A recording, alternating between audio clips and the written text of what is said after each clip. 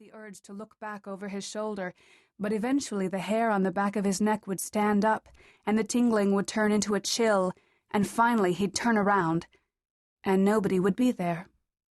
Except that, of course, there would always be someone there. This was the middle of Manhattan, for God's sake. There was always at least one person there, no matter where he was. On the sidewalk, in the subway, at work, in a restaurant, in the park. Then it went beyond the feeling of being watched. A couple of days ago, he'd started feeling as if he were being followed. He'd stopped trying to resist the urge to turn around, and by today it seemed as if he was glancing over his shoulder every few seconds. When he'd walked home from work this afternoon, he'd kept looking into store windows, but it wasn't the merchandise he was looking at. It was the reflections in the glass.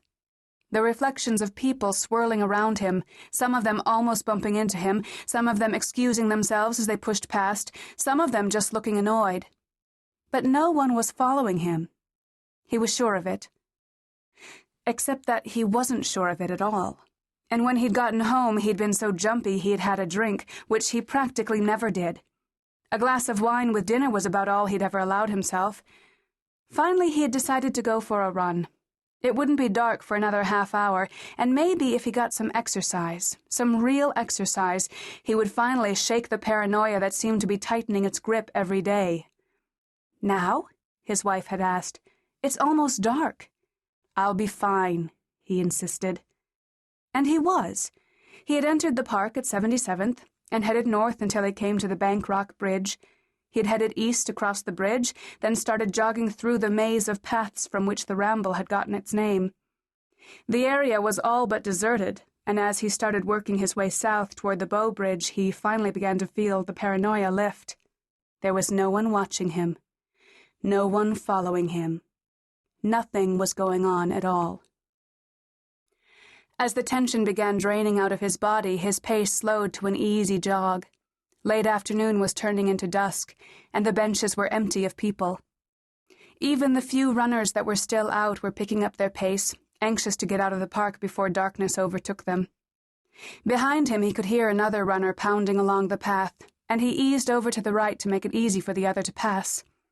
But then, just when the other runner should have flashed by him, the pounding footsteps suddenly slowed, and the feeling of paranoia came rushing back. What had happened?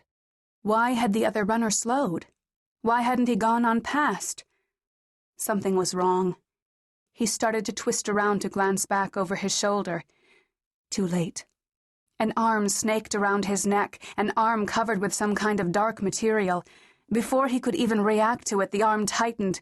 His hands came up to pull the arm free, his fingers sinking into the sleeve that covered it, but then he felt a hand on his head. A hand that was pushing his head to the left, deep into the crook of his assailant's elbow. The arm tightened, the pressure increased. He gathered his strength, raised his arm to jam his elbows back into his attacker's abdomen, and, with a quick jerk, the man behind him snapped his neck, and as his spine broke, every muscle in his body went limp. A second later, his wallet and watch, along with his attacker, were gone, and his corpse lay still in the rapidly gathering darkness. Part 1. The First Nightmare. The girl lay in bed, determined not to go to sleep. That was when it all happened, when she was asleep.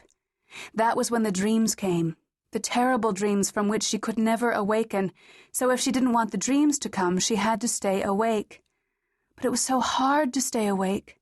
She'd tried everything she could think of, tried them so many times she couldn't even remember. Tried sitting up, just sitting in the darkness, her back against the hard headboard so she wouldn't be too comfortable, gazing at the lights playing on the window blind. Sometimes she'd left the blinds up, thinking the brighter light would help her stay awake. But it had never worked. She'd tried sitting in her chair, too, the one by the window where she could look out.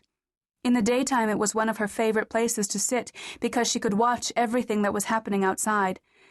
But at night, sitting in the chair didn't work any better than sitting up in bed.